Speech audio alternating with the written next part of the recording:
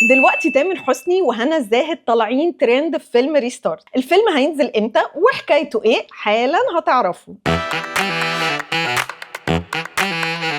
اخيرا فيلم ريستارت هينزل بعد وقت كتير بنسمع عنه انه نازل ويتأجل، نازل ويتأجل، نازل ويتأجل، نازل ويتأجل، نازل المهم الفيلم بيحكي عن قصة اتنين حالتهم المادية زي الزفت.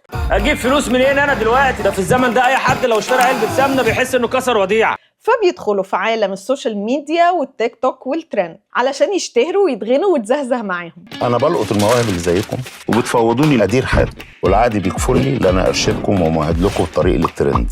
احنا خدامين الترند. بصراحه انا حاسه ان الفكره دي اتهرست واتعملت كتير. غالبا الفيلم ده كان عايز يكون نازل قبل 4 سنين مثلا. يلا بينا يا بنات نقضيها عبايات. طب الدولار يلا دولارات.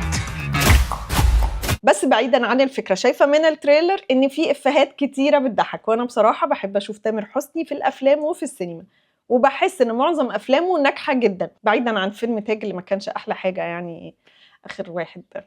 كان عندي تحفظ يا رحمز.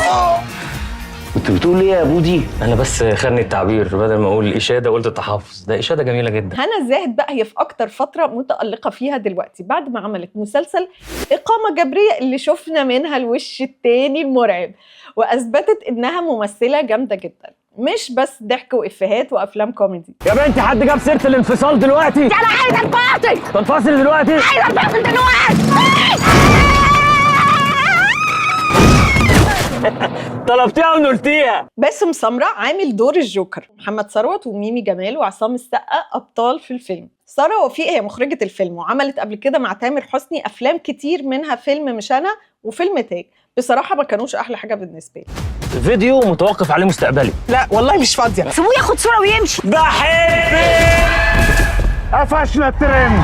ايمن بهجت قمر هو المؤلف، وبصراحة انا بحب افلام كتير قوي ليه، زي اكس لارج واسف على الازعاج بتوع احمد حلمي، البدلة، وطبعا ابن القنصل بتاع احمد السقا. مين احلى واحده هنا دخلت المكان؟ أنا. مين حلوه طلقه جايبه اخر الجمدان؟ أنا. مين في الدنيا احلى منك؟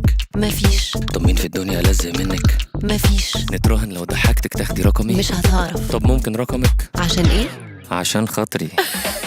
الفيلم ان شاء الله هينزل يوم 29 مايو بعد فيلم كريم عبد العزيز اللي هو المشروع اكس تقريبا باسبوع. الحاجه دي ما بتطلعش للغاليين، هتخليك في قوه 2000 حصان يا عريس. انت اتجنيت يا بودي. رجها الاول. ما تقلقش يا عم، اهو برجها اهو جاي يا حبيبتي.